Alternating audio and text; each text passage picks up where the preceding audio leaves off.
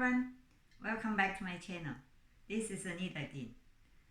Last time we talked about the Hawkins energy meter.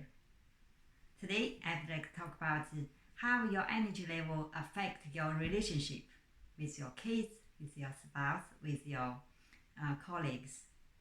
How big a role your emotion, your energy plays in your life.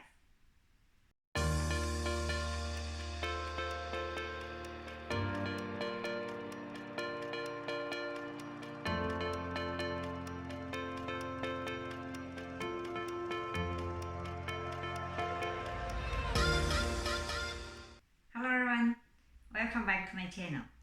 This is Anita again. In my last video, I talked about the Hawkins energy meter. It's also called the Hawkins scale of consciousness.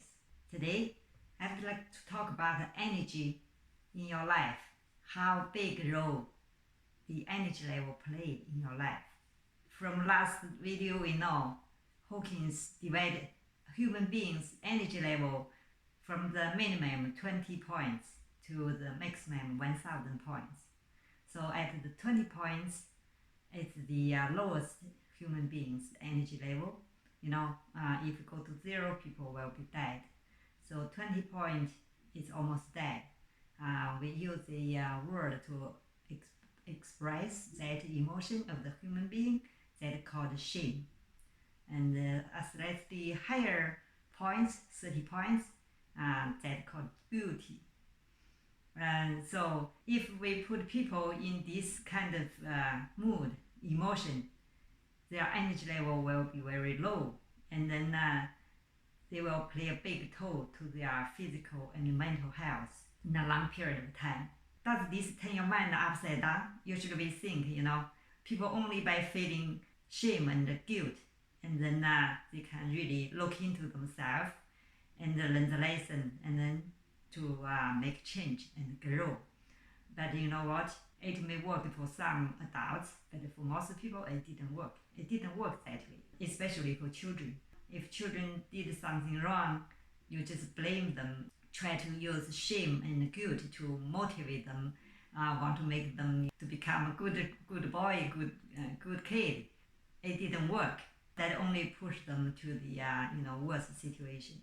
After we know this, in the future, in the process of parenting, we need always remind ourselves, don't use that shame and guilt to motivate your kid. That only damage their health, especially mental health. When a child makes a mistake, he needs to be understood and forgiven. What he needs is courage and encouragement. He needs his mother to tell him, you can do it.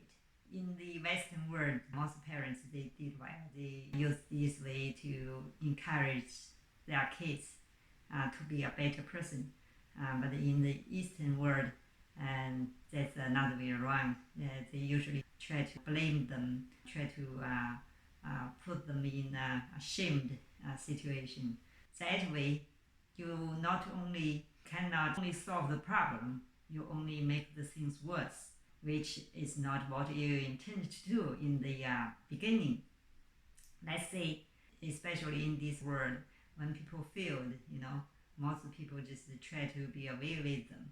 Their energy level went so low, they just almost died, and then they attract more negative energy, and then that makes things worse. So finally, they feel there are no any good things in their life because their energy level was at the that level. They cannot attract the good things. Maybe at some point they just thought they lost the faith. So if we're human being, we know that after we know the Hawkins energy meter.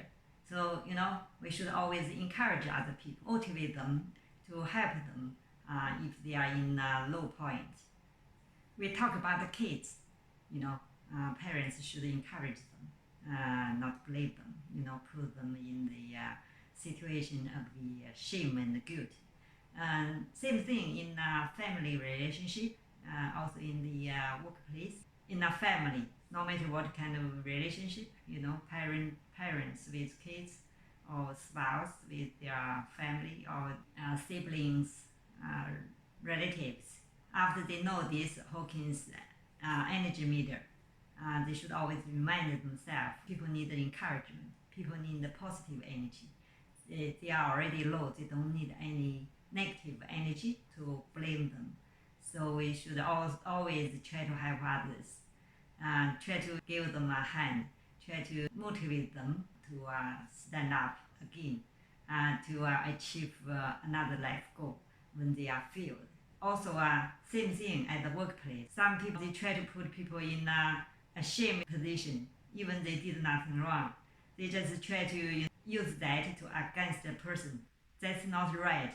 Nowadays, why there are more and more, conflicts, violence in this world, like the police and the people on the street, and the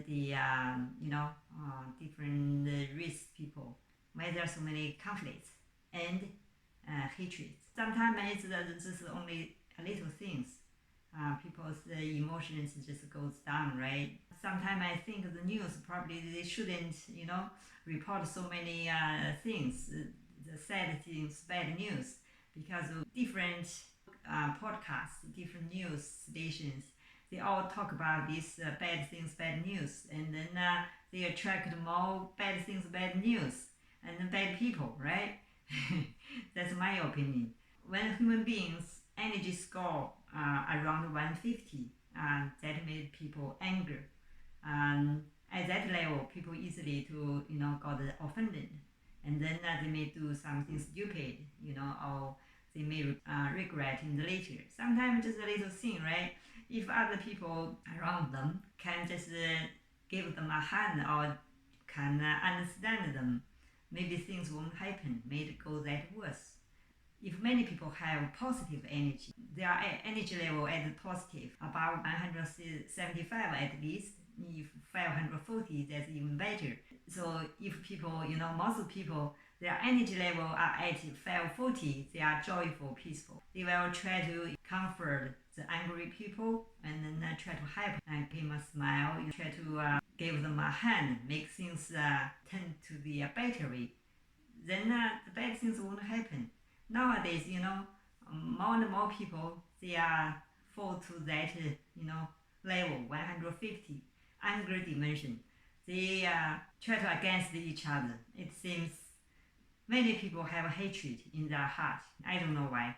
They just not satisfied with many things. So when they heard something, even that's not for him, he was angry. And then sometimes they, just lost their temper and then make things worse.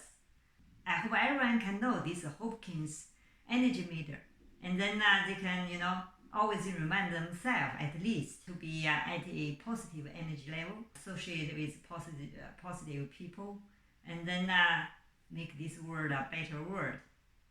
Otherwise, things are just getting worse and worse. We should treat each one with empathy and encouragement. We don't push them down, we try to lift them up.